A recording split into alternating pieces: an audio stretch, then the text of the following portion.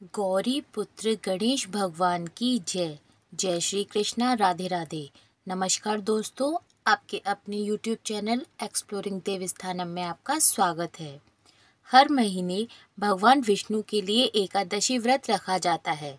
अगले दिन व्रत खोला जाता है, लेकिन एकादशी व्रत पारण का नियम जानना ज़रूरी है। यह भी जानना ज़रूरी है कि एकादशी व्रत खोलने के लिए क्या खाएं और क्या नहीं खाएं। इसकी गलती से आपको व्रत का पूर्ण फल नहीं मिलता।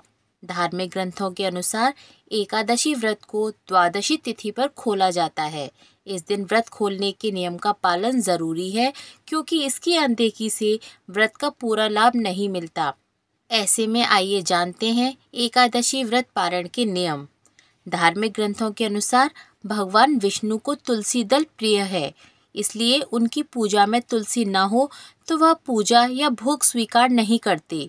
इसलिए भगवान विष्णु के व्रत में तुलसी का प्रयोग बहुत ज़रूरी है। साथ ही एकादशी व्रत के पारण के लिए भी तुलसी पत्र को मुंह में डालकर करना चाहिए।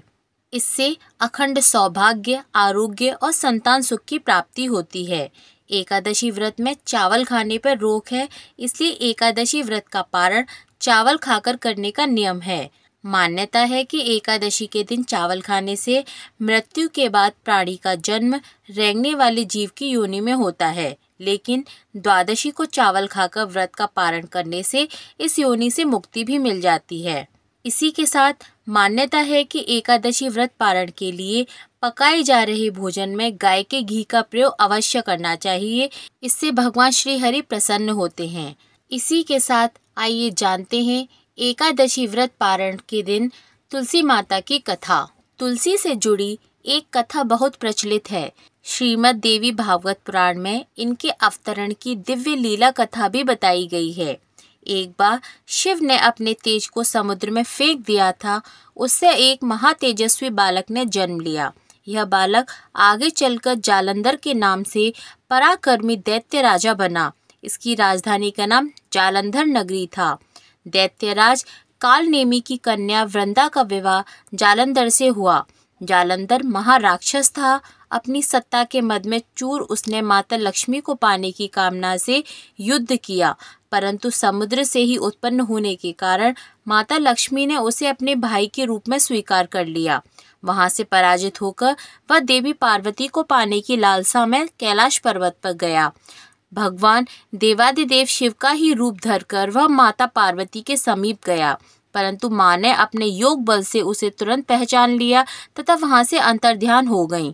देवी पार्वती ने क्रोधित होकर सारा वृतांत भगवान विष्णु को सुनाया।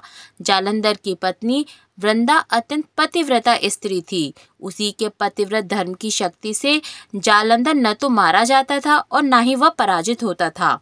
इसीलिए जालंधर का नाश करने के लिए वृंदा के पतिव्रत धर्म को भंग करना बहुत जरूरी था। इसी कारण भगवान विष्णु ऋषि का वेश धारण कर वन में जा पहुँचे, जहाँ वृंदा अकेली भ्रमण कर रही थी। भगवान के साथ दो मायावी राक्षस भी थे, जिन्हें देखकर वृंदा भयभीत हो गई।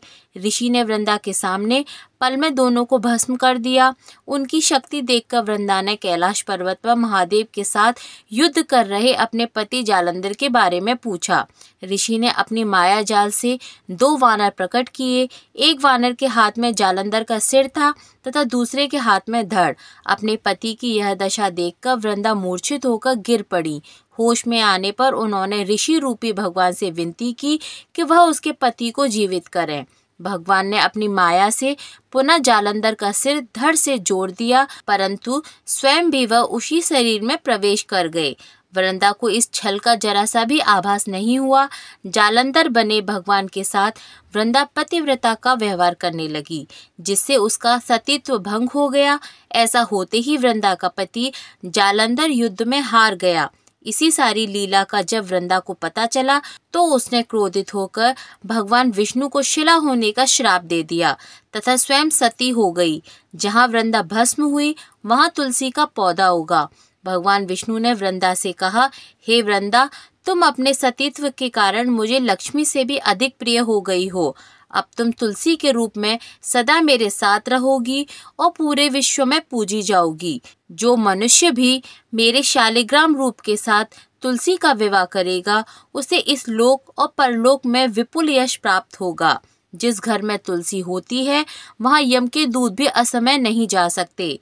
गंगा व नर्मदा के जल में स्नान तथा तुलसी का पूजन बराबर माना जाता है। चाहे मनुष्य कितना भी पापी क्यों न हो, मृत्यु के समय जिसके प्राण मंजरी रहित तुलसी और गंगा जल मुख में रखकर निकल जाते हैं, वह पापों से मुक्त होकर बैकुंठ धाम को प्राप्त होता है। जो मनुष्य तुलसी व आंवलों की छाया में अपने पितरों का श्राद्ध करते हैं, उसके पितर मोक्ष को प्राप्त हो जाते हैं। उसी दैत्य जालंधर की यह भूमि जलंधर नाम से विख्यात है। सती वृंदा का मंदिर मोहल्ला कोट किशनचंद में स्थित है। कहते हैं इस स्थान पर एक प्राचीन गुफा थी जो सीधी हरिद्वार तक जाती थी। सच्चे मन से 40 दिन तक सती वृंदा देवी के मंदिर में पूजा करने से सभी मनोरथ पूर्ण होते हैं और भगवान श्री हरि प्रसन्न होते हैं। बोलिए तुलसी माता की जय, भगवान श्री नारायण की जय।